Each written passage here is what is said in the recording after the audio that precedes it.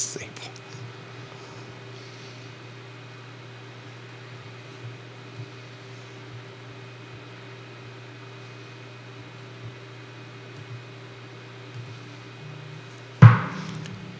Guys, good Friday morning. I'm Jerry Miller, and welcome to Real Talk with Keith Smith. Thank you kindly for joining us. Great to connect with you guys through the I Love CVille Network, which is presented today by Keller Williams Alliance. KWA and the Keller Williams Alliance team, guys, just absolute rock stars in this game we call real estate. We are live from downtown Charlottesville. Our audience is every social media platform known to mankind, and you, the viewer and listener, can shape the discussion of today's show by offering questions, comments, concerns, and perspective in the feeds anywhere you are watching within and upon. Today's guest is someone that needs very little introduction. Not only is he the king of content, he's a media mogul, he's a wine aficionado, he's a champion of housing everywhere for everyone, and he is arguably the most civically engaged constituent in Central Virginia. His name is Neil Williamson. Why don't we go to the studio camera, Judah Whitcower, our director, and let's welcome the king of content to the show, fresh from a 7:05 appearance on Joe Thomas this morning. I mean, the dude is making his rounds. How are you, my friend? I am well. I'm glad to be here. Happy to sit in for Keith. Keith Smith, I should highlight that, thank you. He is doing business model projections and forecasting, and as we both saw this morning, it seems to be going fairly all right and very seriously by the text message we received this morning. Keith, we miss you. He will be back, I believe, next week on Real Talk with Keith Smith. My friend, the topic du jour on TV, in print, and on the radio and on this network has been the Free Enterprise Forum's third quarter retail report. The data suggests retail remains very strong, as your headline reads. Open-ended, where would you like to begin? Well, the third quarter retail report, we look at year to date through the third quarter. Now remember, when we do these reports, it's always looking in the rearview mirror. It's a lagging indicator. But it's important that going into the fourth quarter, which most people recognize is the critical quarter for retail, we were ahead of last year significantly. All of the localities were ahead. One of the concerns that we have is inflation, of course, but when inflation goes up, prices go up. Guess what? Taxes go up too. In my estimation, the retail inflation is right around 5%, kind of its thumbnail. It's 7% for when you include fuel and other things that aren't included in this report. But for all of those, all of the localities that we track are ahead of 5% in growth year over year, comparing the third quarter of 2021 to the year-to-date third quarter of 2022. Here's the question we had. More tax revenue from sources not associated with rooftops, I find very positive. $5 million more positive. Very positive. Great news. I'm focused on the small business owner. Is the small business owner, for lack of a better phrase, selling more widgets year over year? Or is it just a reflection that the price points are higher? I think it's a reflection, as I mentioned, if we accept that the inflation rate is about 5% in retail, then you start to compare that year to date. Where are you compared to 2021? Only Greene County is close to 5%. I believe it's at 5.5 or 5.05% growth, $155,000. But as you look across, Waynesboro's at 6.5, but Augusta was the leader in percentage with 19.39%. That's not all increased cost. There has to be additional widgets in there. It just has to be. And so Albemarle, while it looks like second or third in percentage, was number one in dollar increase because they collect. And remember, the retailer actually collects and remits this to the state, and then the state remits it to the locality. But there is $1.9 million more in 2022 in sales tax revenue in the Albemarle County budget on the revenue side, and that's a big deal. People say, why is business good for the community? Well, that's almost $2 million that's going to support government functions. There's no restrictions on this. It goes into the general fund. and this is the local option sales tax. It sounds like an option, but it's not. One of the things that is in the legislative agenda for several localities in Central Virginia is the ability to have an additional local sales tax. Over the years, 10 localities have gone forward asking for that power to the General Assembly, and 9 of them received it. And then last year, the bill that Sally Hudson brought forward died in committee, so they were the only locality that's ever gone forward asking for it and not getting it from the General Assembly, to my knowledge. The mayor of McIntyre, Bill McChesney, I will get to your question here in a matter of moments. Keith Smith is watching, literally as we speak right now. Doesn't he have planning to do? He's doing some business planning. Keith, if you would like to share the photo you shared with Judah and Neil and myself in the comment section, I think everyone will appreciate that. My friend, if you put that in the comment section. Questions are coming in quickly. Bill McChesney, Mayor of McIntyre. Neil, can you speak to profit margins with local businesses? Are profit margins expanding? That's tough to say from this report. But that's very difficult to say from this report, and quite honestly, I don't know of any report that would do that. Profit margins are something that retailers hold kind of close. I will say that when you see increased revenue, you generally start to have more elasticity in your pricing. So if your sales go up, you can raise prices. There's a balancing act. And I think that it's important to recognize also these numbers of sales tax that are by locality include internet sales, because locality sales tax is collected on internet sales since the Wayfair decision about, I guess it's been 3 years now. We should talk about that. Amazon and businesses not tied to Central Virginia and how they are included in this. Multiple people are asking about that. What happens when you go to Amazon to purchase something, they'll give you the price, and then when you say where you're buying it from, the billing address, that's where the sales tax goes to the billing address, not the shipping address. So it creates, in my mind, it creates a level playing field for internet retailers and bricks and mortar. Now, there are lots of other business abilities, positive and negative. Bricks and mortar, you get a whole lot. I mean, I will tell you that when I shop a local shop and I ask questions, I get better answers than if I use a chat box on an internet site. So I think the people make the difference. Shenanigans is a great local provider of toys, and I think that sometimes I get the best toys. I don't know what I'm going in for, but I leave with something that is fantastic because I've been guided by a trusted advisor, perhaps, in the toy business. Keith wants to know about the cigarette tax and its impact on this and whether it had any impact. The cigarette tax is not included in this. The cigarette tax is a new tax that's been collected.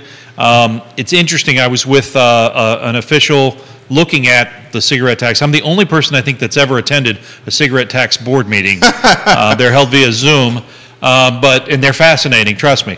But this person was saying, I think that Greene County had received 88, in the neighborhood of tens of thousands of dollars in cigarette taxes just in the time it's been in place.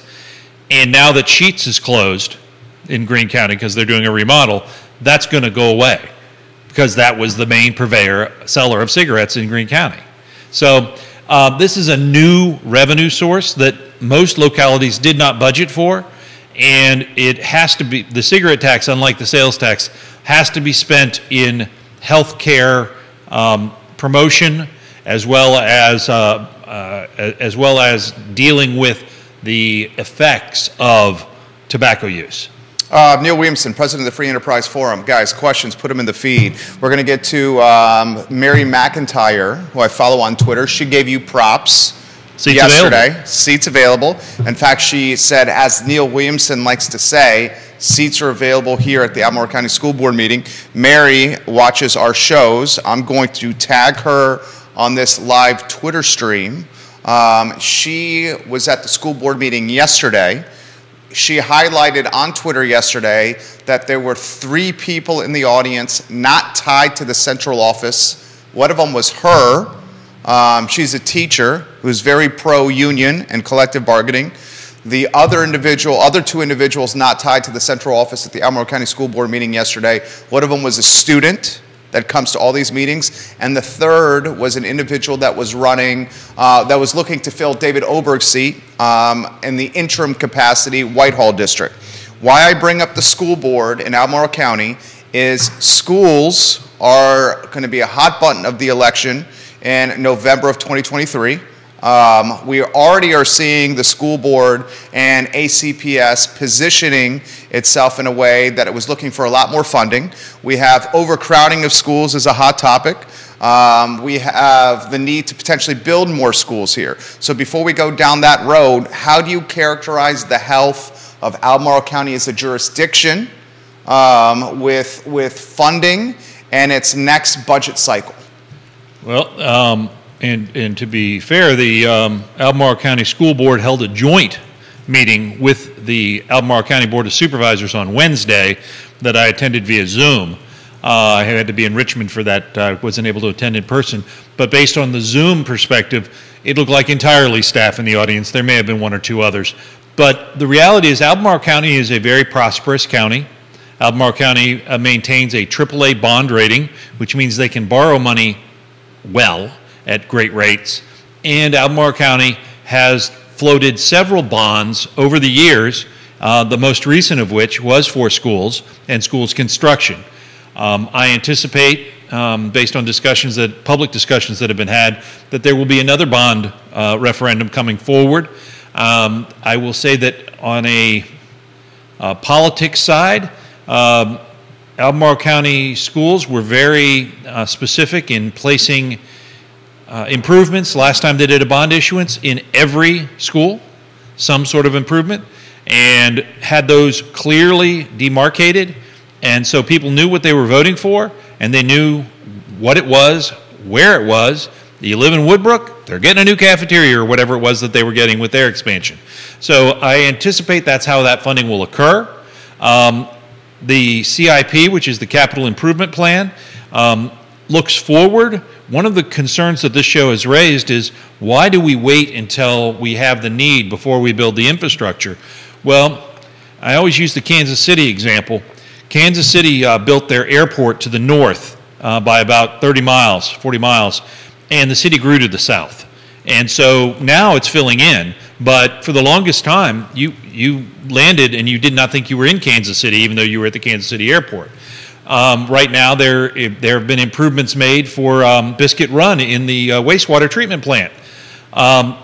Those improvements aren't going to be needed, and they're not well located, so that's why you wait. It's a challenge, and one of the other challenges is in the Virginia system, school boards do not have taxing authority, and Board of Supervisors do not have school spending authority. So you have this little dance where the school board begs for money for things that they want to spend it on, and the Board of Supervisors taxes and gives them the money, but doesn't have the ability to tell them what to spend it on. It's a very unique setup. What percentage of the total budget is allocated to schools?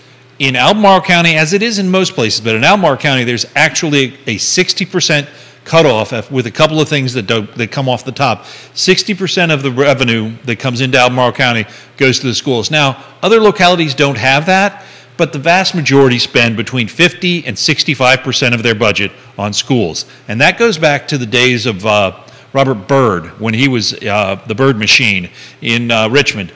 They said, we'll take over the roads, you take over the schools. And that's where that spending demarcation occurred. The largest allocation by far in Albemarle County is schools. And you referenced the infrastructure, the chicken and egg scenario. Should the infrastructure come first or should the housing come first? That's a reflection of the conversation we had earlier this week with the 500-plus Gray Star apartments percolated, scuttlebutted, talked about off Old Ivy Road. Planning Commission not early, at least in the early stages, showing signs of being in favor of this. 500-plus apartments from my standpoint, and maybe we can go back and forth, great for the sake of a talk show here, and that particular stretch of road seems to be concerning. To start with, concerning, because the infrastructure, the roads are not there yet. and we have highlighted the flooding issues under the railroad pass. And there's going to be a lot of vehicle traffic that comes with that kind of density. It's also very close to St. Anne's Belfield Academy, and at morning time and the afternoon time when the kids come into school and leave from school, that already is a cluster duck, quack, quack, quack. Start with that topic here. Sure. Well, let's reset the stage for where this actually is, because Please. I was at the meeting. And you have a map you can put on screen, if you could. To be clear, the Free Enterprise Forum does not take a position on projects. So we have no position on the Gray Star project.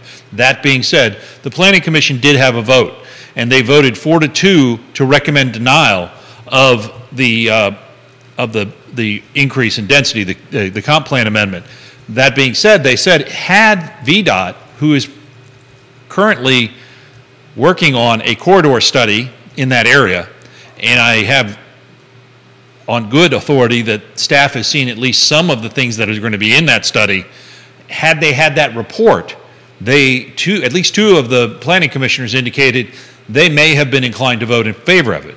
Now, the other thing to recognize is that this particular parcel marries three parcels together. The one parcel by itself has a by right ability to go up to 300, I think, or 400 units. So while folks can stand on their high horse and say, well, you're not going to get 500 units in, and you're not going to be able to build this additional taper lane, you're not going to get these other proffers, but you could go and give none of that and build the 400 some odd, and it's still going to have the same impacts. And property owners have rights. They paid for property. The people who actually, they've held it forever, but the folks that bought that property have rights to build it to the highest and best use within the code. That being said, whose responsibility is it that the railroad alignment is diagonal and is too low, and that particular intersection is not adjacent or on the parcel for this improvement? Who's responsible for that? Where is this in Albemarle County? This is in the heart of the development area. Yeah, it's an urban ring. And this is where it's supposed to happen. According to the comp plan, yeah. It's supposed, and by the way, it's also supposed to happen in the first comp plan in 1980, in subsequent updates in 85, 90, 95, 2000, 2005, 2010, 2015. This was always supposed to be higher density. Thomas Rubin, welcome to the broadcast on LinkedIn. All right, I'll ask the questions that were asked of us here. I understand it's supposed to be higher density. I understand it's the urban ring. I understand this is where we want density to happen because folks potentially in this area are studying at UVA or transporting to the epicenter of employment, which is Charlottesville, and you don't want sprawl, and sprawl's not great for the environment, and this is the opposite of sprawl. The concern I have, and it's a point that you've already highlighted, the road infrastructure undoubtedly is inferior. And Judah's got the map on screen. You also have that map that you can highlight with the circle that you put around Huntington Village earlier in the week. If that's saved, you can put that on screen as well. To your point, it's not Albemarle County's responsibility to maintain and improve the roads, is what you're saying. This is a VDOT responsibility. Virginia Department of Transportation. Is that right? If you have a road that regularly swallows SUVs in water, wouldn't that be a health safety issue? Yeah. Okay. That's 100% would be. So you say that if this development gets green lit, that this will further incentivize VDOT to improve the road infrastructure around Old Ivy Road. I don't know that. I do know that prior to this being moved forward through the lengthy process in Albemarle County, nothing was happening, and now VDOT is moving on a lot of things. That being said, there is a three-letter entity that owns a lot of the land on the other side that I think has some plans and don't have to go through such a legislative review. University of Virginia, the UVA Foundation just made an announcement that the general manager of the Boar's Head Resort, which is a friend of mine, Russ Kronberg, he just got a promotion. UVA Foundation announced today. That promotion is now the Director of Hospitality not just general manager of the Boar's Head Resort, and the director of hospitality, Russ Kronberg, is going to be the man that calls the shots for now Boar's Head, Birdwood, and the conference center and the hotel. So they've tabbed the general manager of Boar's Head Resort, who has 6 years of GMing Boar's Head, created a new position. This is a brand new role created, and this brand new role puts Mr. Kronberg in charge of the conference center and the hotel on Ivy Road. Where do you want to go with this here, with the emergence of Ivy Road being potentially Academic Village 2.0? Well, I always think back to someone within the university system, senior university person, who said to me, localities have their 20-year comprehensive plans. Here at UVA, we have a 200-year plan. and I always, perspective is important. And when you look at whether you're driving down Emmett Street and you see an unusual building to have recreation in that looks a lot like an old service station, or other adaptive reuse, you know that those things aren't going to be there forever, because there is a long view for where the university is going, and I would not bet against the university. Yeah, 100%. Kevin makes a good point. Yancey, mayor of Waynesboro. The problem is, Neil, is there isn't an easy solution to remedy the road without either purchasing land or eminent domaining it. How would this be solved? Well, I think that I think we have that situation today in that corridor right now, absent any additional development. And how would that be solved? Well, there are methods, especially solving the pedestrian issue, with a cooperative measure with the three-letter entity to make the right side of that road, I guess, more pedestrian friendly, and to create some sort of a connection, a pedestrian connection to the other side. They're building a sidewalk. Yeah. That's what you're alluding to. Yeah. There's a sidewalk. If you guys drive down Ivy Road, you see a sidewalk connecting the Boar's Head Resort to grounds. Like, they're literally doing that right now, which I think is fantastic. And I truly believe, I caught some flack when we talked about this months ago for the first time. People are like, there's no way someone's going to walk from the Boar's Head Resort to grounds. I beg to differ. I think it would be a nice stroll if there was a sidewalk there. I have been amazed at the distances students and others will walk, bike, and scooter. Yeah. It is a positive environmental benefit, and as one who occasionally has parking issues, it certainly alleviates some of the parking issues if you park way off grounds or you utilize UTS. I mean, the UTS bus running through that area also makes a lot of sense. Lee Elberson has this. Neil Williamson is such an amazing resource for this community. That's the CEO of Claiborne, giving you some props. I always thought Lee was smart. I thought Lee was smart too. Lee, we love you here on the I Love CVille Network. We love you, man. This question's come in. Jerry, ask the king, if they're calling you the king of content, I love this. Ask the king of content what you had to say about the Lewis Mountain neighborhood and how it could change into a Jefferson Park Avenue 2.0 version. What are your thoughts on that? Well, my thoughts are that change is hard, and I think we're going to see change. I believe it's going to be an evolution, not a revolution. Nothing happens absent a willing property owner. So do I think that neighborhoods will change with the new zoning code? You bet I do. Do I think we're going to see some neighborhoods densify? Yes. Will some parcels that make sense go taller? Yes.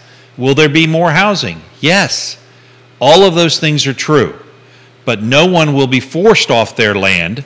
They will be selling at a price that they choose to accept. That's true. That's true. We're certainly seeing that on JPA. Ran into Timmy Grossman yesterday, and we had another conversation about the success he had with his Shamrock units. Keefe says, bring this up with Neil, it's important to note if the land is owned by the UVA Foundation, it must follow the same processes as other development, but if it's owned by UVA, they don't need to follow that process. So who owns the property matters. Please bring that up with Neil. That is accurate, and it's also accurate that the UVA Foundation pays taxes, property taxes, and those buildings that are utilized for academic purposes do not.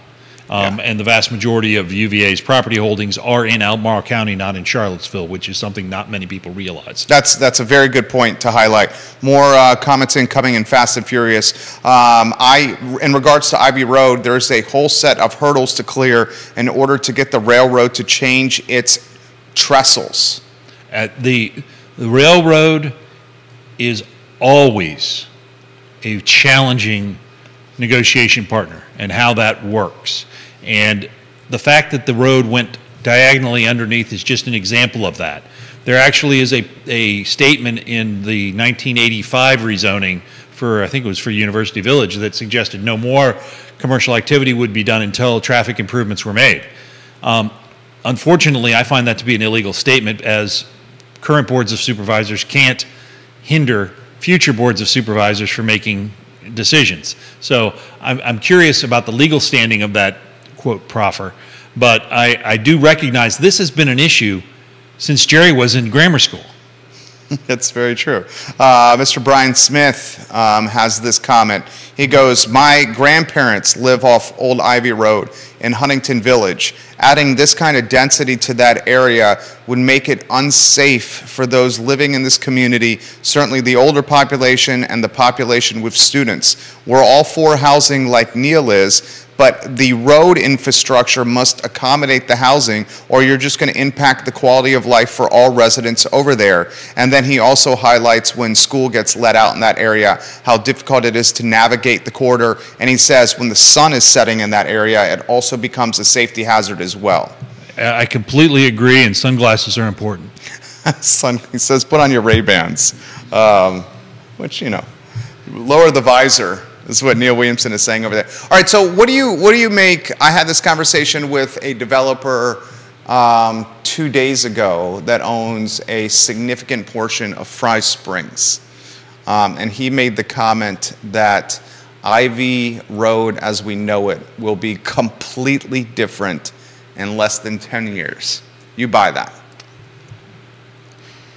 What won't be? He said he used the word unrecognizable. I beg to differ with unrecognizable. I would suggest that as you go anywhere in a growing community, things change. If 5 years ago, if I was looking for a cup of Wawa coffee, I'd be out of luck. Wawas are everywhere now. And here we are. These things change. And if they don't change, we may have a problem that's different. I mean, when you look at communities that are bringing in casinos to try and bring people to visit, those communities have different problems than we have. And the idea that growth happens and change happens means that people are continuing to make investments in our community to enhance the community. Now, do I love Wawa coffee? Actually, I don't. But I love having a choice. President of the Free Enterprise Forum is a fan of the Wawa coffee from time to time, and he certainly is a fan of choices over here. The health of Albemarle County is coming up on the feed right now. You would say, how would you characterize it? Right now, the health of Albemarle County is, I would say, the fiscal health is quite good. The political health may or may not be. I am, on this program, I've said I really, really hate uncontested elections. And folks get mad and they say, well, we've got an all one-party board. Well, you didn't run anybody last time. Quit your belly aching. Run somebody. I think next year we're going to see a lot more contested elections. I was surprised that 9 people, you made this comment on, and got me thinking. In fact, it turned into a topic on the show. 9 people were interested in the interim spot. And you said, why are 9 people interested in the interim spot for the Whitehall School Board seat? And yet, the Whitehall School Board seat, like many others, ran completely uncontested. What does that say about elections? I'd love to hear your take on this, and I'd love to hear your follow-up take on, do you expect more competitiveness in elections next year in an off-off year? The first question first, which is what do I expect in elections? Well, you know, I'm one of those old school guys. I expect candidates in elections. I expect to have a choice between Sheetz Coffee and Wawa Coffee. I expect to have a choice between the candidates because then you have a discussion. No one runs for local office planning to ruin the community. It's differing shades and differing solutions. And so let's have that discussion. It goes back to business school where you say, sharpening the saw. Having those hard discussions matters. Why you're going to go ahead and go forward with economic development. Economic development 6 years ago was a bad word. If you said you were for economic development, you lost half the votes. So what do I think the off-off year election will mean? Here's what it means. Off-off year elections do not have statewide candidates, no gubernatorial, none of your statewide candidates, none of your legislative candidates, and none of your federal candidates. You sometimes will have a sheriff's race that really boosts those localities because those get to be fun. But I think Commonwealth's attorney race as well. Commonwealth's attorney's race, which only recently have become very competitive. For a long time, it was just checking the box. But what will matter is the retail politics. Because if you look at Albemarle County today, and you look at the magisterial districts, if you win the urban ring neighborhoods, you win the district. And the folks that win their urban neighborhoods will be the ones that sit in the seats. Do you see the school board seats contested? Schools are as hot a button an issue as I've ever seen. Well, remembering school board seats run 4 spots. 4 spots, but they run without party affiliation. That's officially, true. And without party backing. They get oftentimes someone will quietly endorse, and some folks will trumpet it and some folks won't trumpet it. You sometimes see them on the sample ballot. That you sometimes do. But in the grand scheme of things, since there's not that limitation, you would think there'd be more candidates. In fact, there aren't. I think it's going to be harder to have folks on the ballot, more than 2 candidates on the ballot for any one seat. And I would welcome it. I would welcome 5 candidates running for the school board seats. Well, you're saying 5 could run for the school board seats because the parties don't have to have a primary because at the school board level, they're not backed by party affiliation. Correct. So you could conceivably have 3 folks that lean left and 3 folks that lean right running for the same district or the at-large seat. All it takes is 200 signatures. All it takes is 200 signatures. And it's not 200 signatures of people that will vote for you. It's 200 signatures of people who want to see you on the ballot. 200 people that want to see you on the ballot within your district. Within your district. Within your district. At large is different, though. At large is different. It's all throughout the county. All throughout the county. Connie Sylvester watching the program. Oh, Judith's going to give her some props. Love you, Connie. I believe Connie is very active in the local GOP. She says school board will be very well contested. And she says count on it. Well, it's important to recognize that nationally and statewide, 2 days ago, the Loudoun County superintendent was fired by the school board, and this morning I heard an actuality where a person involved in that said, well, that's not enough, we need the whole school board fired. So I think school boards have become quite the firestorm across the nation. And it goes back to masking of kids, and it goes back to the gubernatorial contest, and what's the proper role for parents in curriculum development, and how many folks Transportation. Transportation. I've heard people railing about long bus rides and delayed buses. I've heard it on this program, I think. But the idea of schools and how they spend their money and how they allocate time is critically important to those with children. It is a very visceral thing. People have strong opinions, and they should, about the education of their children. The Loudoun County superintendent was fired for, frankly, being disingenuous. The Loudoun County superintendent, there were two circumstances of, I got to choose my words carefully here, of sexual abuse. In each circumstance, they were at different schools. The first example of sexual abuse involved a student who was birthed male, but later identified female, going into a bathroom after identifying as female and abusing another female within the bathroom. The superintendent of Loudoun County was not straightforward in revealing the first circumstance of abuse, sexual abuse, and instead positioned this student in another school, and that information got out. And as a result of that information getting out, including email exchanges with the school board about this topic, the superintendent was later fired. So that is something that's becoming, that's frankly becoming national news and not just Virginia news. That's absolutely true, and there are significant nuances to the story, and what is the right place for HIPAA and privacy, what is the right place for public safety and the safety of the other students. And you've seen from, I think I've shared with you, that there's been designs of unisex bathrooms being developed so that this can be avoided. So there's not a single answer, but I think that those battles are occurring in school boards across the nation. Henrico County considering unisex bathrooms as we speak. And that's certainly one to be the hot button issues for the 4 seats that are up for election in Albemarle County. Asking the question. Yeah. You have a limited CIP, capital improvement plan. Do you build additional classroom space, or do you build unisex bathrooms? Or do you raise the pay of bus drivers to get a full fleet of drivers? Or do you raise the pay? Or do you raise the pay of teachers to keep the teachers from quitting?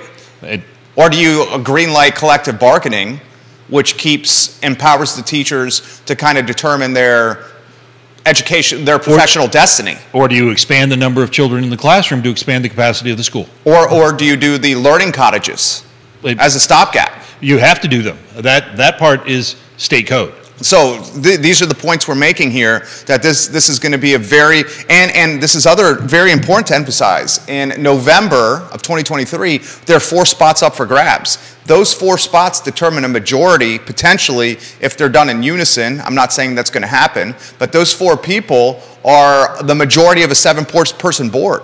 So you can make a legitimate argument that schools are the hottest button election topic now, and then the election next year is going to have 4 people or 4 spots up for election that are going to determine the school board and how it votes for the next 4 years. And will that, and again, because of the way that the Whitehall seat, that will have larger ramifications. Every other election on the school board is a majority vote because it's a 7-member board. Right, right.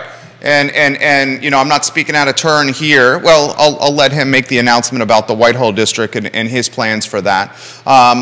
What was your take on the fact that 9 people wanted the interim spot?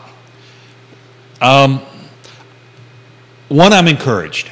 I am always encouraged when there are multiple people. I know of several of the people that are moving forward, and they're high-quality people.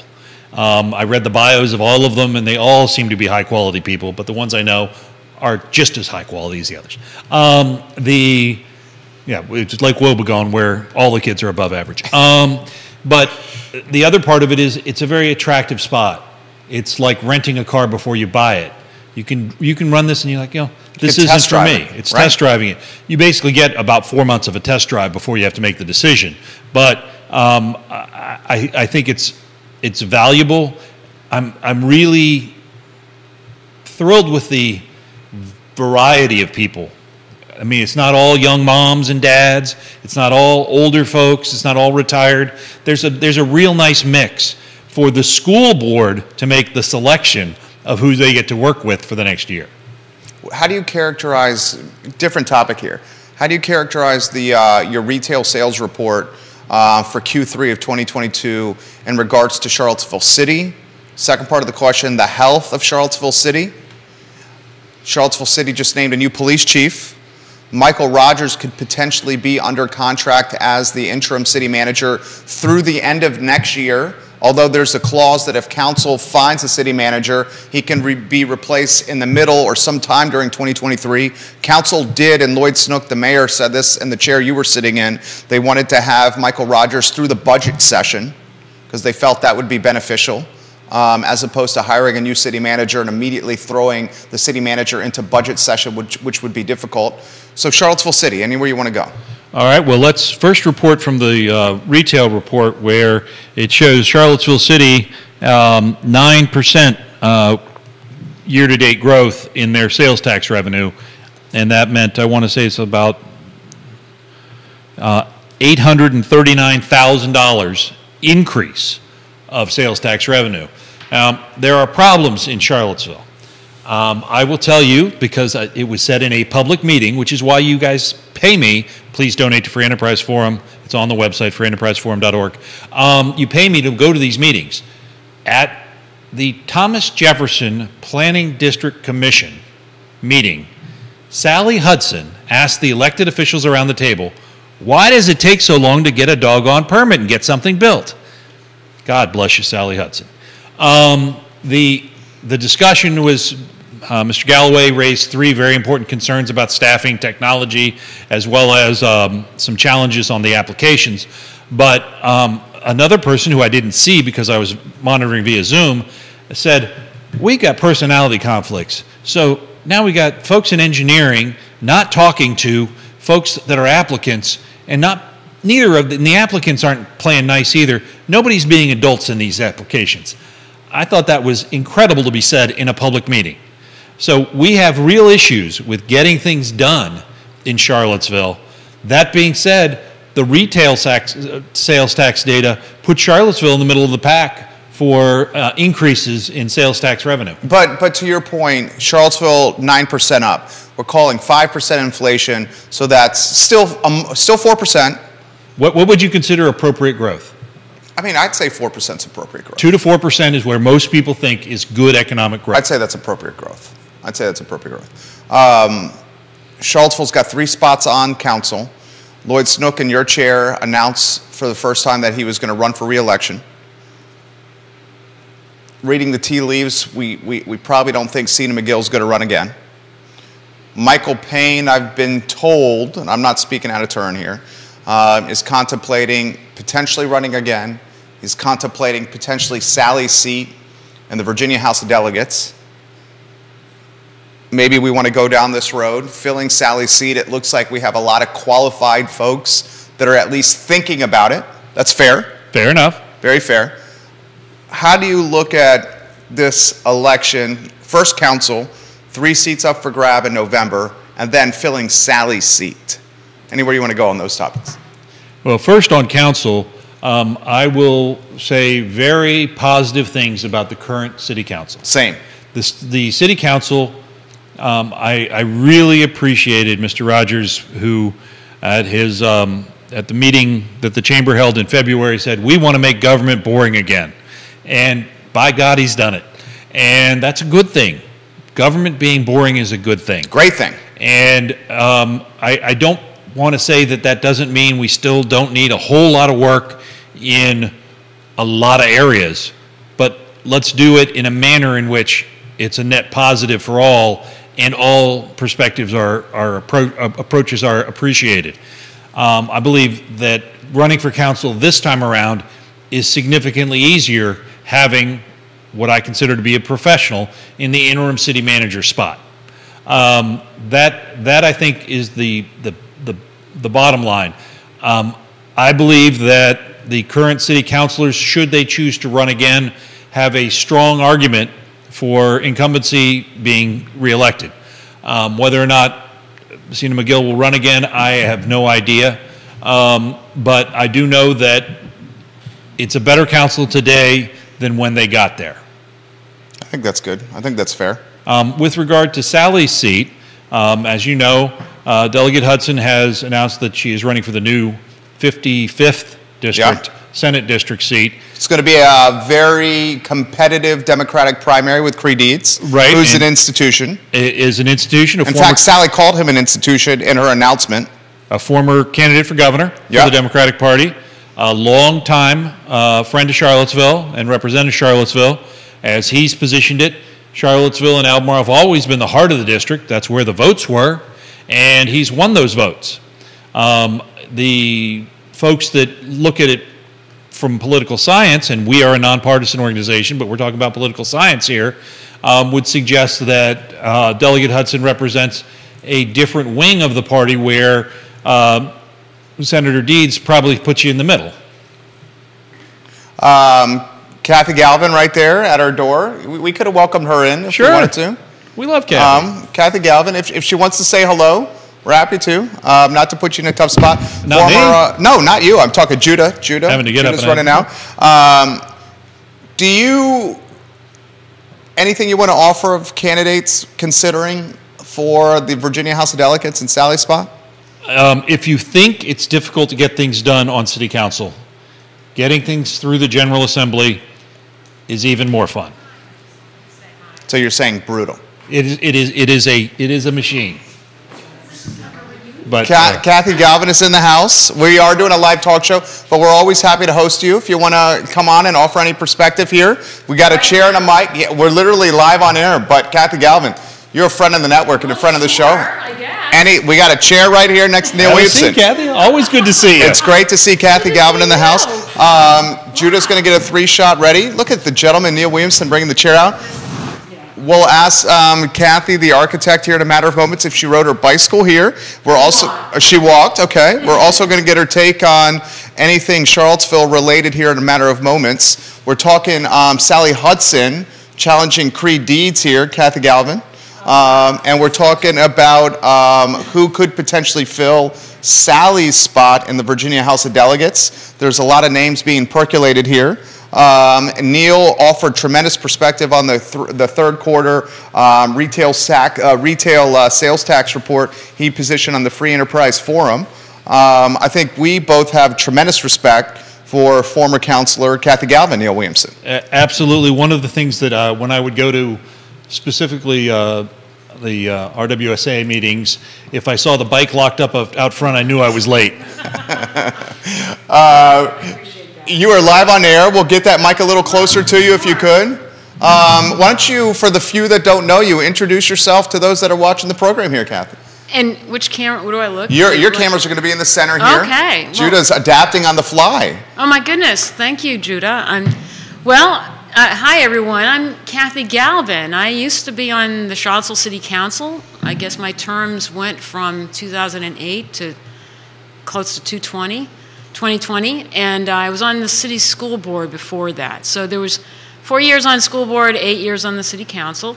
So I walked off the dais on December 31st, Smiling. 2019.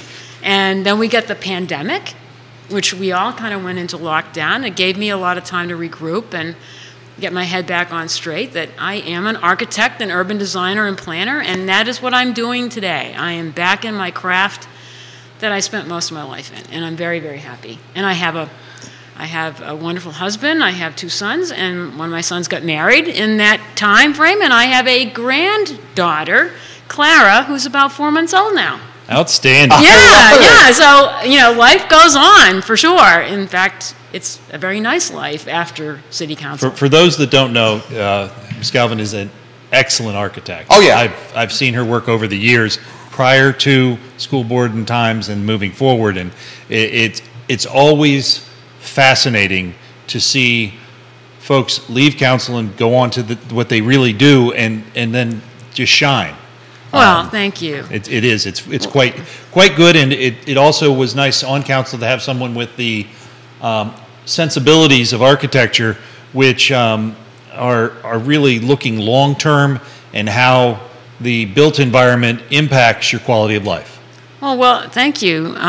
That's a high compliment. That was what I was trying to do is employ the skills I had learned as a professional architect, which is a design process, but design is a method of problem solving.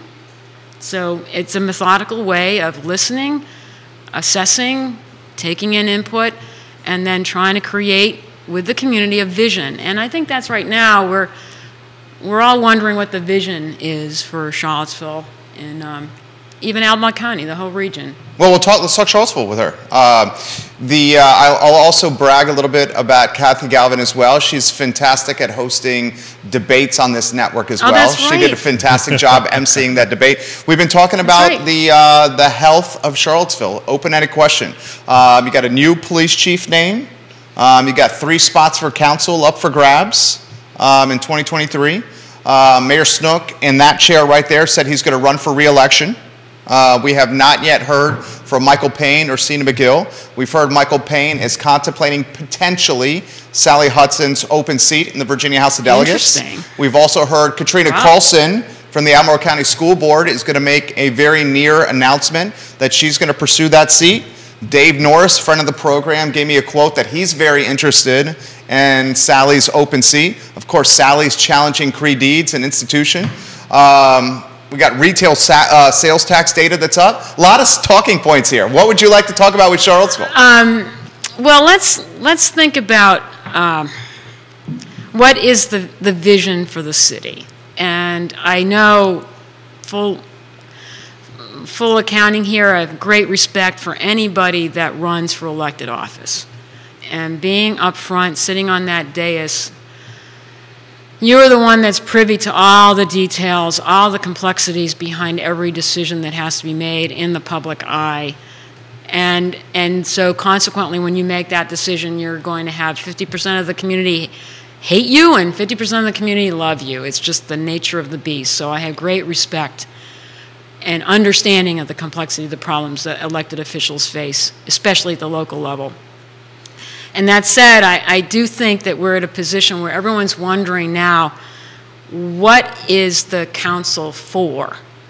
We've been hearing a lot about what people have been against.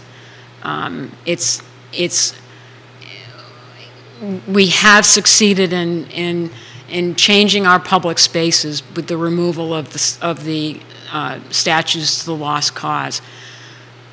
But what do we put up instead? What do we put in its place? How do we bring back the quality of public place?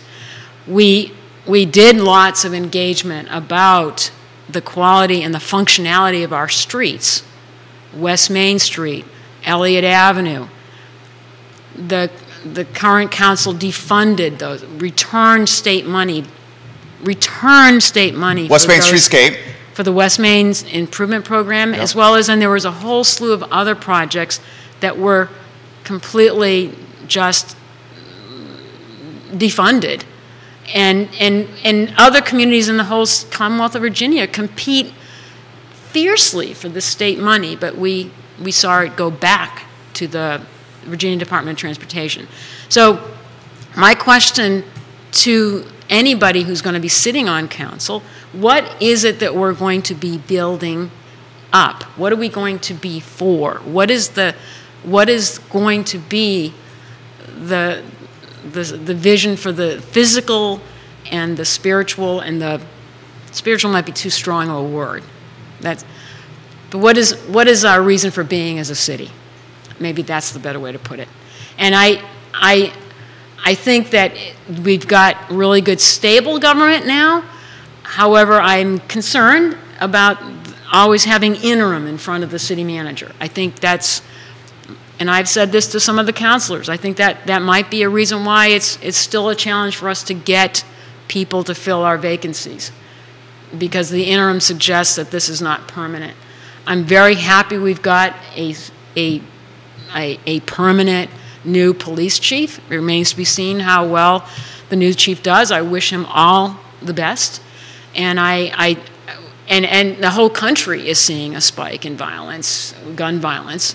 So it's not like we're unique in that regard, but it is frightening, especially with the horrifying death of the 3 UVA students right in front of the architecture school, the arts precinct, where I went as a graduate student to get my master's degree in architecture. So it was quite chilling to know that we're in this state right now. So that's my big issue, is what is, you know, as we're looking to the future, what are we going to be for?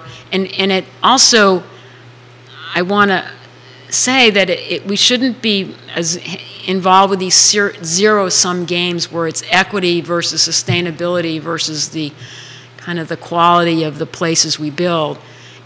We need to do all 3 at the same time.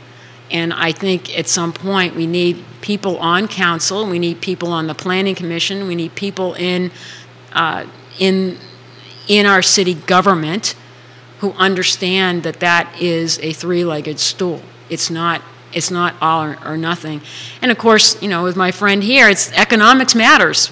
We need to always think about the health of the economic health of the city so that we can be prosperous and we can share that prosperity equally across the community.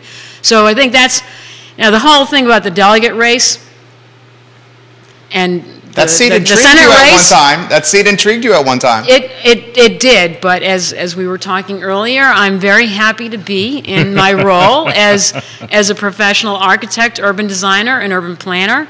My family is very happy to have me back home, and I'm at the table at dinner now. I'm not just in some public meeting all the time, and you know, the subject has been broached before with me about that seat again, but I just want people to be in that position that know how to reach common ground. I think we have really seen a lot of the nationalization of our local and our state politics, and I want to be really focused on our region. I want a representative of Charlottesville-Albemarle. I want to know and see that person. I want to bump into them. And I know that's something that's usually associated with a local elected official, but at the state delegate level, I think it's really important that that person is present. I want to highlight, you jump in here, I want to highlight friend of the program, John Blair, giving both you guys some props right now from his desk in Stanton. We love you, John Blair. Neil Williamson, John, what is on your mind, my friend? Well, my thoughts are to the idea of seeing the part-time legislators who live full-time here out and about in the community. And there are some that do that better than others.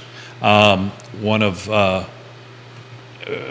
my kids are now grown, but one of the things that I laughed at or cherished going to the Jefferson Swim League held out at UVA, you would see Rob Bell ringing his bell because that was where the constituents were. And he would be there for 2 days ringing that bell. And, you know, and I would talk to him, of course, and the like, and others would too. And it is true, more true on the local level. You run into city councilors walking down the street or Board of Supervisors members in the grocery store. Yeah. But I still run into delegates going around places, and it is a part-time legislature does that.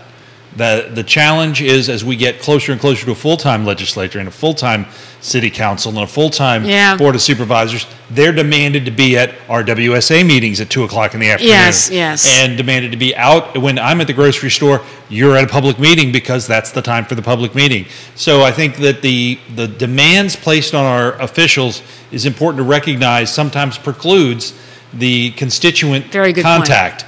That being said, I think that you of course want to have somebody who has a good understanding. I oftentimes am impressed with folks that run full businesses. They're their old sole proprietor. I think of Chris Runyon, for instance, over in the mountain, owns a sign company.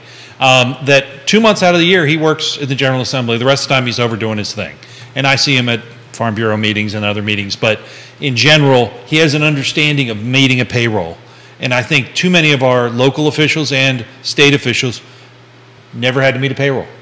And it is, as one who's done it 3 or 4 times, Mr. Miller has done it a couple of times, having to write checks. It is humbling and gratifying at the same time. And it is part of the American dream that I don't want our legislature to lose. Great comment. What are your thoughts on that?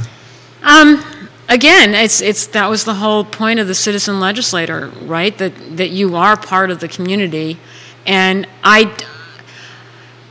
as we've grown the responsibilities with all the boards and commissions that local elected officials have to sit on, and also this committee work, a lot of it for the delegate and the senator, and I do understand the geography is bigger, for sure, when you're dealing at the state level. That said, I'm I don't necessarily think that a person has to be in business to understand and have an understanding and empathy and appreciation for the business community. And I do think that you don't have to be a professional architect, urban designer, and planner to understand the importance of having streets and land uses and built environments that work well for the community. You do need to be able to reach out and be with those professional communities to get their insights to inform your decision making. And that's the thing that I think we share, is that it's endless coffees, it's endless moments where you are available to the community. And it's not, of course, it's a little bit, you think back on the last 3 years, 2-3 years of the pandemic, that really did put a kibosh on a lot of personal interactions. So, but right now, I'm looking forward to seeing a lot of retail politics for these contenders for the House of Delegates. I want to see you. I want to talk with you. I think I'm not alone in that. And also, I know Sally and I know Cree. That's going to be, I think Cree has done a very excellent job. So it'll be interesting to see how Ms. Hudson distinguishes herself in that race. How important do you think fundraising is in that race? And I'll add to this specifically. The talk is a $250,000 donation minimum from Sonia Smith to that race, to Sally Hudson. And the talk is that donation could go as high as $500,000. That's an astronomical amount of money for a race like that. Well, the General Assembly never got to the point where they exacted a maximum level of contribution, which I think they should. Yeah. It was something that I worked and promoted when I was running, and it does make it very difficult to get out and meet the people when you have to be on a phone raising money. And if your opponent doesn't have to do that, your opponent can be out meeting people while you are out raising money to get the ads out there that you need to fund to keep up with the competition. So I still think that there needs to be a cap. I think the North Carolina General Assembly has that, and I think other states do, where you just, at least at the state level, free us up from that kind of magnitude of big money. But even at the local level, boy, when I ran for school board back in 2007, 2008, I think I ran my campaign for like $3,000. I remember a campaign for Greene County Board of Supervisors. The chair ran, and he said, I'm going to spend $215 on signs. If it costs more than that, I'm going to lose. You know what the benchmark is now for school board in Albemarle County? School board's benchmark is $50K. Oh my goodness. Board of Supervisors benchmark is $100K. Oh my goodness. For campaigns. Again, my local city council elections, I was at topped 20,000. And that was the second one. The first one was less. So I think it's something to be aware of. And I do think that there's also a moment when the ads and the commercials that you put out there, there's only so much impact you're going to have. They become noise. And I think people throw your literature away. I think so quite too. Frankly. Yeah. So, I mean, I know I do that. Me too. It's like you've got to be conversant in the issues. I think the most important thing is to have debates. Get out in the public eye so that people can really understand the differences between the candidates. And I think that was a little disappointing to me personally at the last round of city council elections. There were some forums, but there weren't that many, and the quality of the questions didn't get into any real deep issues like, budget issues, the contest between this and that, and how would you not that what your choice would be, but how do you make your decision about what to do? I think we need to understand people's method of decision-making, their method of problem-solving, as not so much their positions on issues. Let's find out how they get to that position on that issue so that you know in the future when that hot issue goes away, the next one is going to be dealt with in a very intelligent, cogent way that can then be communicated to you in a compelling way. As one who sat as a moderator for one of those or two of those interviews / debates, Sean Tubbs and I tried to get to some of that. But, you did a good job with that. But there is a bit of a, for lack of a better term, a coronation that occurs in Charlottesville with the Democratic Party choosing their nominees. And we made a point to have a forum during the candidate selection for the Democratic primary as well as during the actual general election. So do you think that the Democratic Party has too much of a stronghold in Charlottesville? Ooh, tough question. That's a tough question, and I'm going to bring up a very tough issue. And full disclosure, I am a Democrat. I think, and I mentioned the word nationalization of local and state politics. I think the Republican Party has got a reckoning to do with its national politics. And until they do that, it's going to permeate down into the state and local level. And so the brand matters. I must say that I'm not the only one talking about and wondering what is the state of the Republican Party today. And so I think before we can even answer that question, at this point in time, whether or not one party or another has a stronghold in Charlottesville, let's make sure we have a party that understands and values constitutions and the rule of law, and that we're going to then make sure that we have the ability to work together on problem solving. And I agree, there's been far too much partisanship.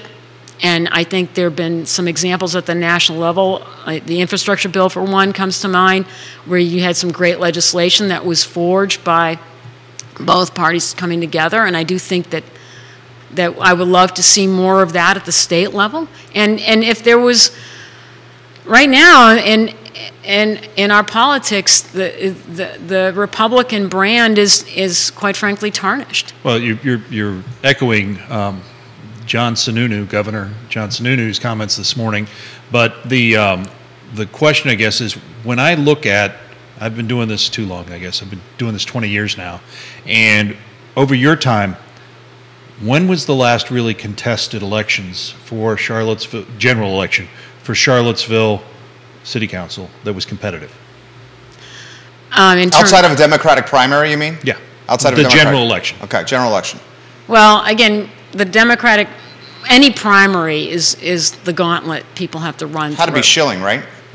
And I guess it was Rob Schilling. And I think before that you had, who was before Rob Schilling?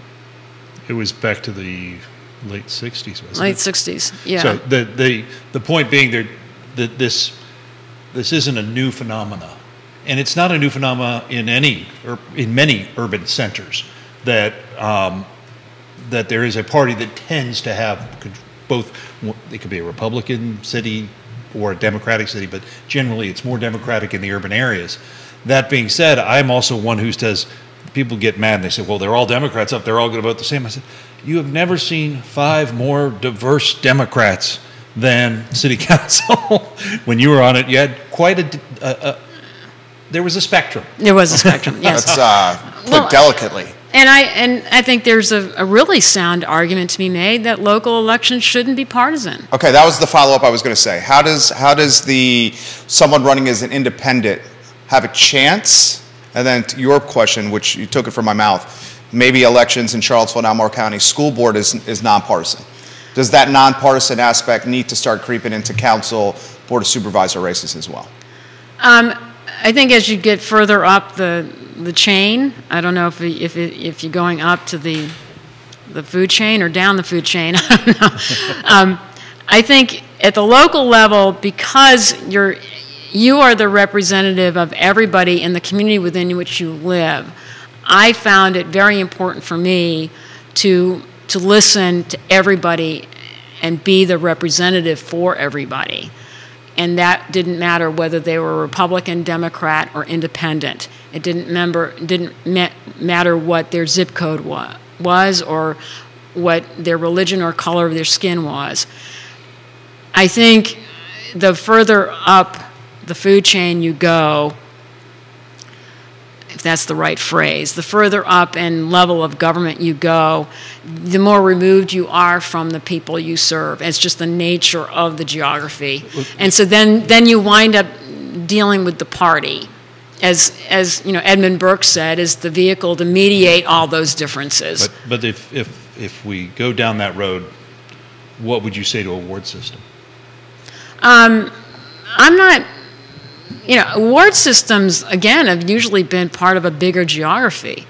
And when you look at the we should highlight what a ward system is. A ward system is a subset of a jurisdiction that has its own representative that's elected by the people that live within that ward.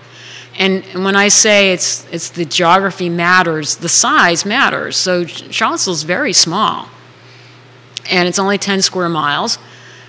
I find if it's a bigger city, you begin to start seeing some value, I think, to having that close-in representation. But for when you're dealing with a city like D.C., I mean, when one of their wards could be the size of Charlottesville, it's a different ballgame. So I feel like it's a function of the almost like per capita representation. That, again, I'm looking at this from a planner standpoint right now. So I'm not prepared to think about the whether the ward system's better or being an independent or Republican or Democratic primary partisan system is better. I want to get to the point where people are representing to the public what their platform is and what their agenda that they've heard is the agenda of the community they wish to serve will be, and how they will tackle some of the problems that have surfaced in their conversations with the community. I align with the Democratic Party because I do believe in government. I believe government can be a positive change agent.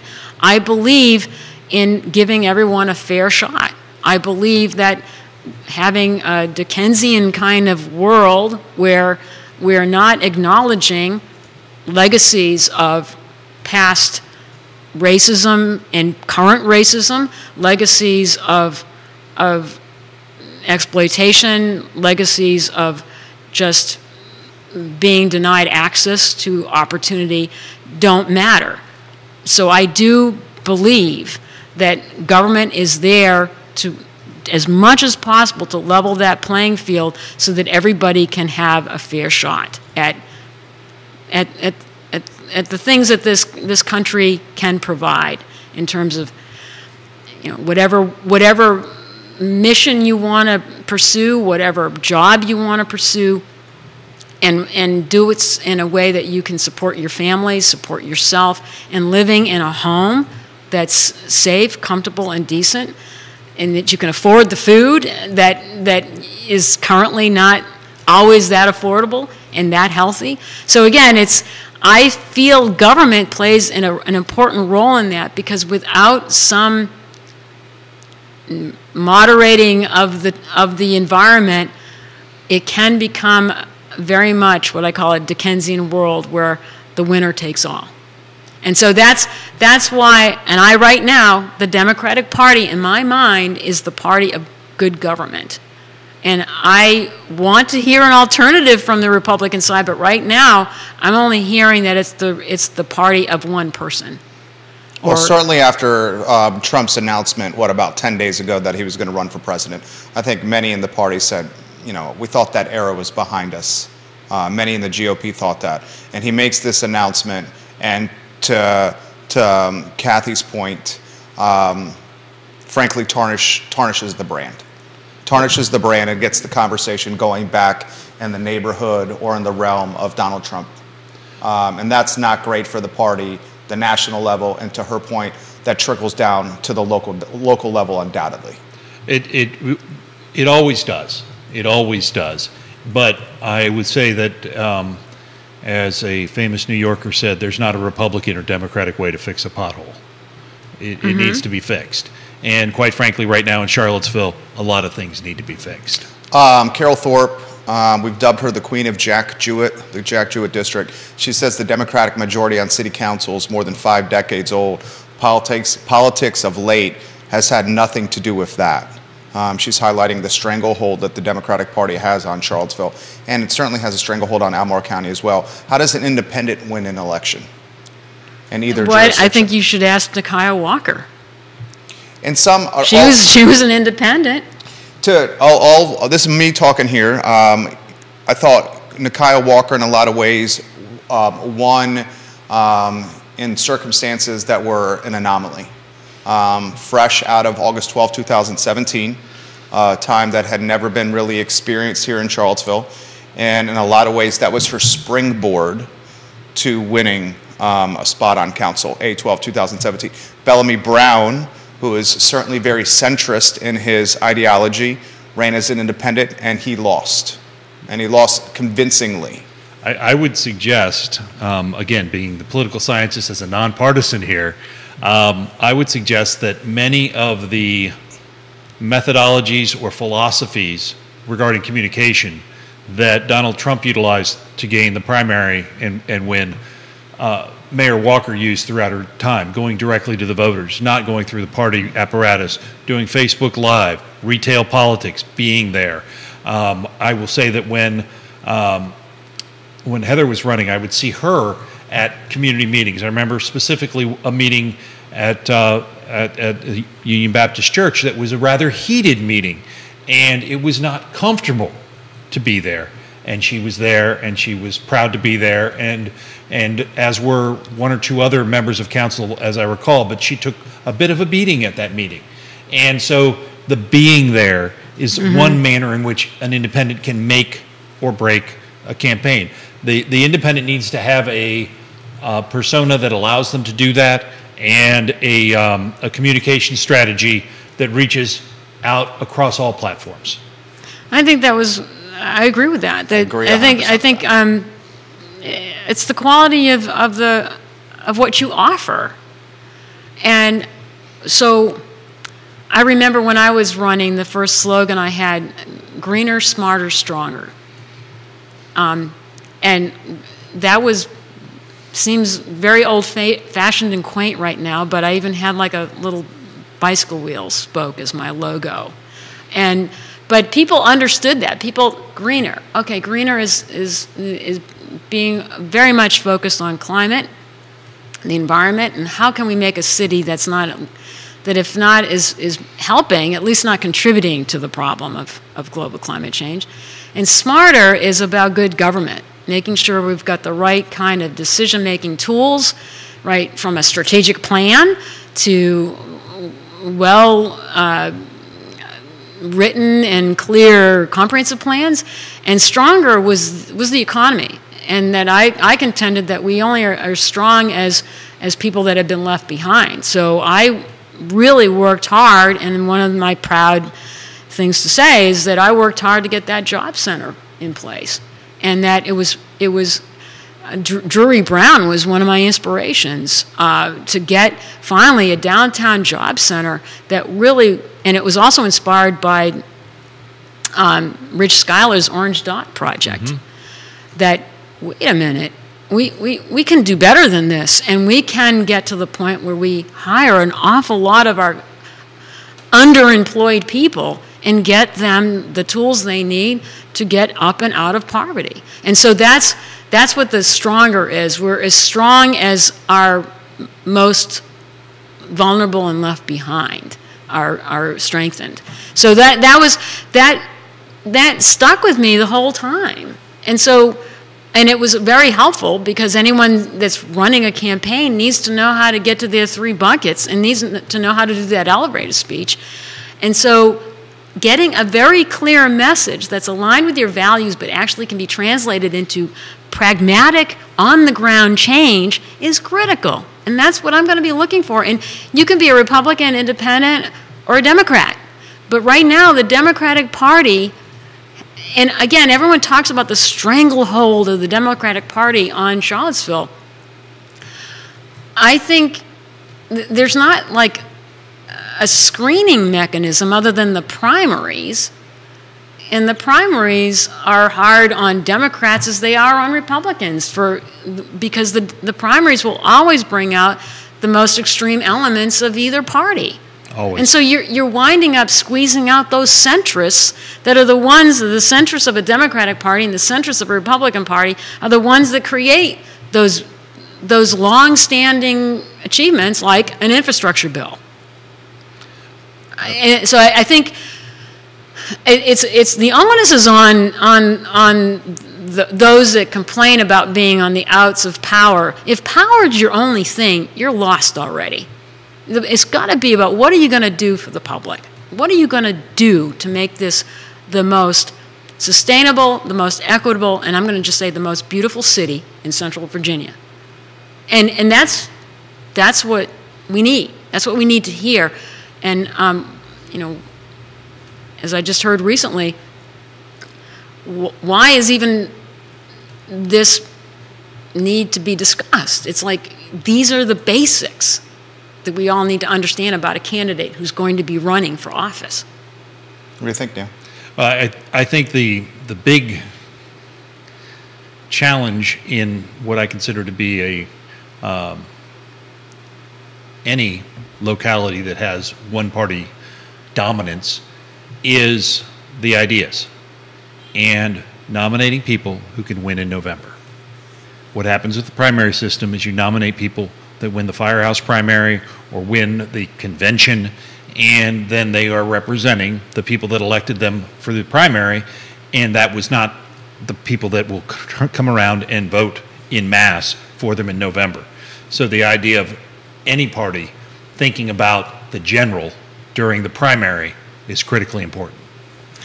And also, I do want to talk about there's the reality of the geography of our demographics. And I forget who coined the phrase the big sort, but we are starting to see this all over the country where people of certain political identities and persuasions are seeking to live with each other. And so there are places in Virginia that a Democrat would say, there's a Republican stronghold, I can't get in. And the same argument that is being made about Charlottesville by the Republican Party. I think you need to look at your demographics, and you look at, and there's been polling over the last midterms as to why didn't the red wave happen? Because demographics matter, and what you look at is what's going on in your suburban locality, regions of your localities, what's happening in your inner cities, what's happening in your rural areas. Those dynamics matter. The political dynamics comparing the gubernatorial race by district to the midterms is fascinating for policy wonks to see what went where and what changed. Those are the minutia that people that really don't have lives like me look at and understand that it's all politics are local, but the locality, as you were speaking about earlier, is changing. And am I in favor of that change, or am I pushing back against that change? And so understanding that those dynamics is critically important to winning elections. Yes, and I think when you look at college towns, university towns, you're going to have a preponderance of people who are much more of a liberal orientation, and that's just a fact. So in that sense, then alternatives to the party that most identifies with the more liberal-minded community, that contender the onus is on that contender to say, well, why am I better? Why is my platform better. And as I just said earlier on in the discussion, at the last presidential election, the only platform the Republican Party offered up was one man, Donald Trump. That was not a platform. No one knew. And then before the midterms, when Senate Minority Leader Mitch McConnell was asked, what is the agenda, what is the platform for the Republican Party? I'll tell you after the midterms. My goodness, that's not good politics. That's rotten politics. We need to know what you stand for. And I know the guy that did put up, Rick Scott, put up, in my view, an atrocious platform, but he put one up there, gutting our safety net that we have had since, FDR. So I think we can't just talk about power bases and strangleholds. What is it that you're offering that's going to make this a community where all people can thrive, where all children can thrive? That is the bottom line, not who's in power, because then we might as well just be autocracies, because that's all about power. Well, and I would push back a little bit on the ward idea, and I know we're running low on time. But we are. Yeah. I'm sorry. I broke up the stream of thought here. The idea, if again, policy wonks that spend a lot of time looking at maps of where city councilors have come from and where they come from in the city versus where they don't, is a very interesting dynamic that's worthwhile of examination. That's all. So what he's saying right there is you're seeing a lot of the city councilors coming from affluent neighborhoods and not necessarily neighborhoods that represent voters in the community that may be on the financial margin, is what he's saying right there. Now, also to push back on the ward system, you could potentially have the professional politician. And that's one of the pushbacks on raising the pay for council and the board of supervisors, is having the professional politician that's in place for many, many, many, many terms. Now, the counter to that argument, at least in Albemarle County, Supervisor Ann Malick's been, 4 terms? Diantha McKeel, this is her 3rd term. Supervisor Galloway, this is his 2nd term. So while the pay is not great, we still see some professional politicians in Albemarle County, not necessarily in Charlottesville City. You want to add something to that? Well, just saying that the flip side of that is when you have turnover constantly, more power institutional memory goes to staff. But more power goes to staff. And Charlottesville, not recently, but for the longest time, had long-term city managers. And those long-term city managers had a pretty heavy hand. Sometimes I would suggest one city manager put forth a vote every time even a rock color had to be decided, what was then known as the Meadow Creek Parkway, and it was always a 3-2 vote. But I'm never making a decision on this. Council will vote on everything. And so the idea of city management being professional and being long-term is also a benefit, or county management is a benefit when you have people turning over in the elected offices.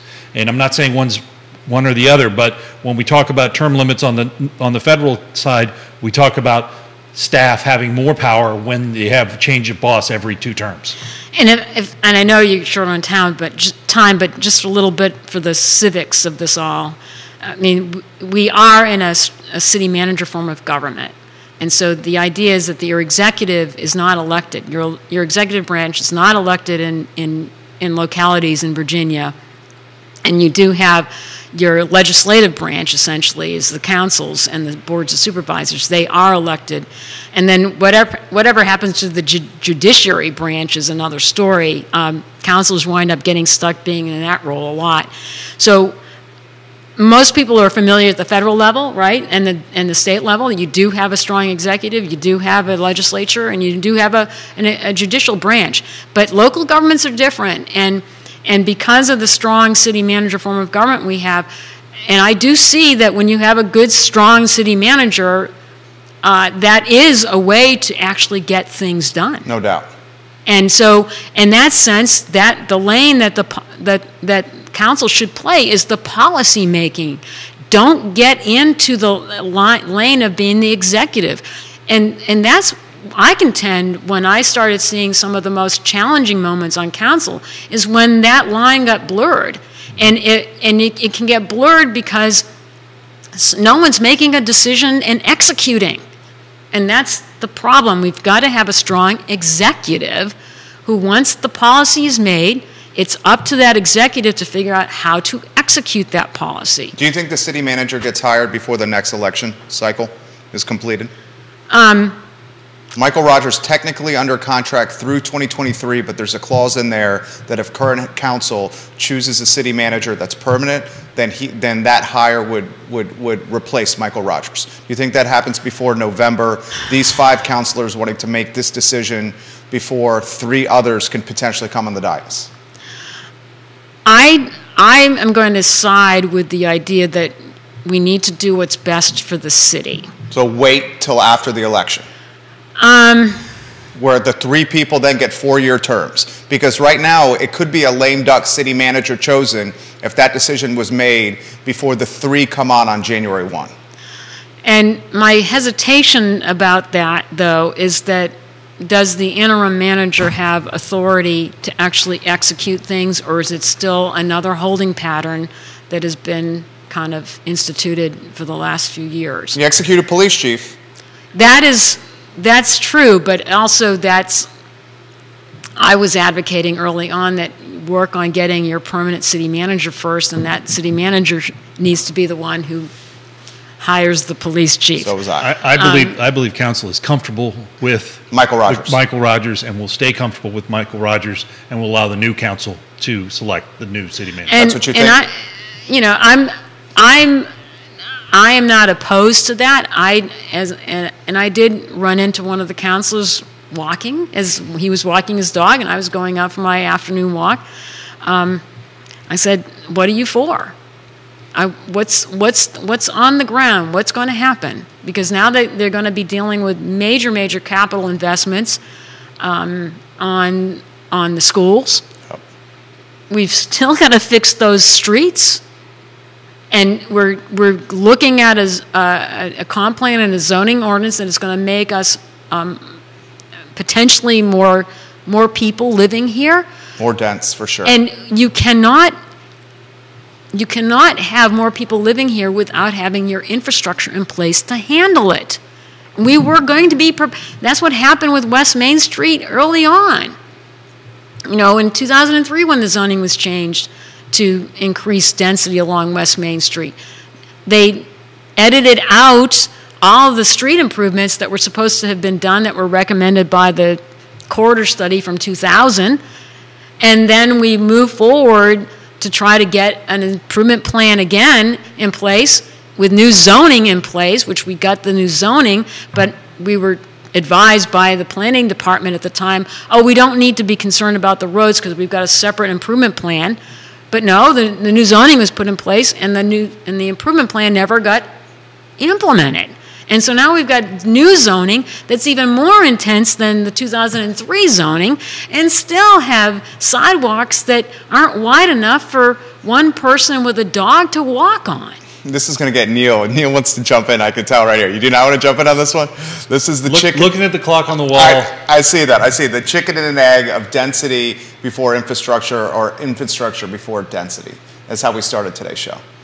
Oh, interesting. Well, we have a transportation planner now. I'm hoping that starts feeding into. We've got to get ahead of this game.